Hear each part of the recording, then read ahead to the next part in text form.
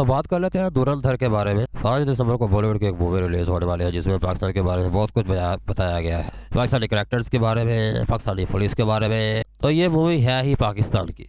शुरू में एक डायलॉग बोला गया 1971 वाला, और कर भी कह सकते हैं इंडिया वाले, इनके पास ये एक डायलॉग रह गया 1971 वाला, क्योंकि उस वक्त इंडिया की साजिश कामयाब हो चुकी थी। बहुत ही हैवी किस्म का टॉर्चर एक बंदे को किया जाता है, और ये कराची के इलाके लियारी की स्टोरी है। इतना मूवी का ट्रेलर देखने का मजा नहीं आया जितना कि ये वाला सॉन्ग।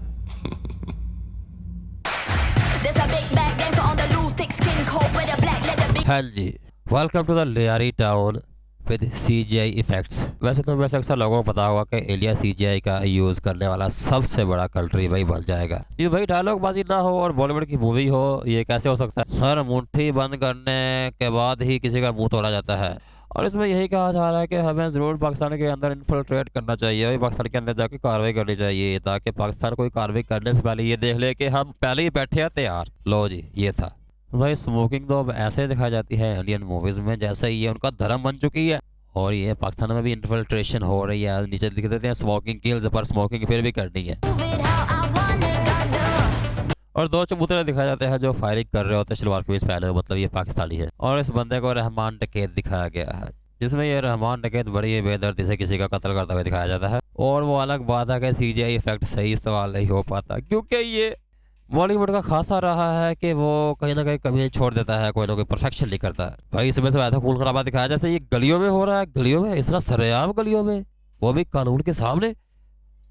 ये बॉलीवुड है ना, बॉलीवुड फिर 2 से 3, 1 की 2 लगाता है, 2 की 4 लगाता है, 4 की 8 लगाता है, और फिर अगले ही सीन में पाकिस्तान का फ्लैग और पाकिस्तान पीपल्स पार्टी बेनज़ीर भुट्टो के इश्तिहारात दिखाए जाते हैं, और स्टेज दिखाया जाता है जहाँ पर एक जलसा हो रहा है पीपल्स पार्टी का। लेकिन एक बात मुझे समझ नहीं आई, ये एम्बुलेंस किस मुल्क की है? इस पे कोई जाना पहचाना नाम नहीं मुझे नज़र आ रहा पाकिस्तान का। यहाँ पे लगता है एक और गलती कर दी, जहाँ तक इतनी गलती की है यहाँ एक और गलती कर दी। अब जब मूवी आएगी तब देखते हैं उसमें कितनी गलती होगी। बार मैं तो देखता, लेकिन मैं बड़ा चालू हो चुका हूँ इंडियन इंडस्ट्री से, क्योंकि भाई तुम अगर खाली चीज़ खाने के आदी हो तो तुम पानी वाली चीज़ या 2 नंबर चीज़ या नाकिस चीज़ या फिर बेहुदा चीज़ तुम नहीं खाओगे, क्योंकि तुम्हारे मुंह को अच्छी चीज लग चुकी है, यानी कि हॉलीवुड। ये लड़े हॉलीवुड को कॉपी करते हैं सारे। यहाँ पे चौधरी असलम के बारे में एक बड़ा ही घिनौना किस्म का एक डायलॉग मारता है। डायलॉग बाजी बहुत हैवी होती है इनकी, देखो जरा। साल पहले ना एक शैतान और एक जिन में जबरदस्त सेक्स हुआ, और उसके बाद ये साला गंजा पैदा हुआ, उसका नाम है ये गंजा। इसमें दिखाया गया कि चौधरी असलम जो SP असलम है वो किस तरह से गुंडों का सफाया करता है, या फिर बदमाशी करता है, या फिर मावरा अदालत कत्ल करता है लोगों का। तो मुझे लगता है इस मूवी का स्टोरी जो प्लॉट है ना, वो रहमान डकैत और चौधरी असलम के दरमियान घूमता है। अब बॉलीवुड के बारे में एक बहुत बात खास है कि उनके हाथ एक चीज़ लग जाए ना, तो वो अपने से 10, 12 या 25 लगा के उसको बना डालते हैं, मतलब मूवी बना डालते हैं यार। फैक्ट्स के बारे में वो ज़्यादा तहकीकात नहीं करते, और उनको सिर्फ बेसिक्स पता हो कि ये कैरेक्टर किस तरह का था, और इस कैरेक्टर ने अपने दौर में किस तरह के काम किए।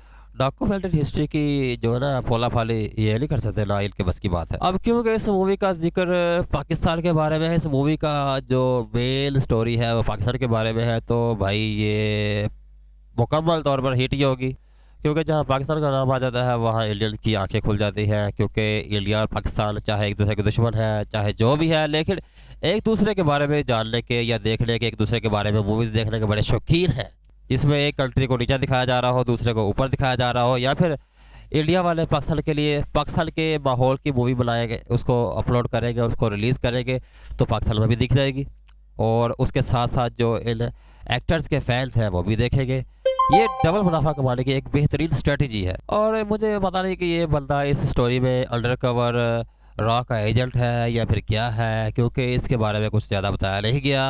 इसका हुलिया तो पाकिस्तान में रहने वाले लोगों की तरह बनाया था, लेकिन ये एजेंट भी हो सकता है जिसमें ये पाकिस्तान के अंदर इन्फिल्ट्रेट करके आ गया हो, खुफिया मालूमात निकाल ली हो और रॉ को ट्रांसफ़र कर दी हो।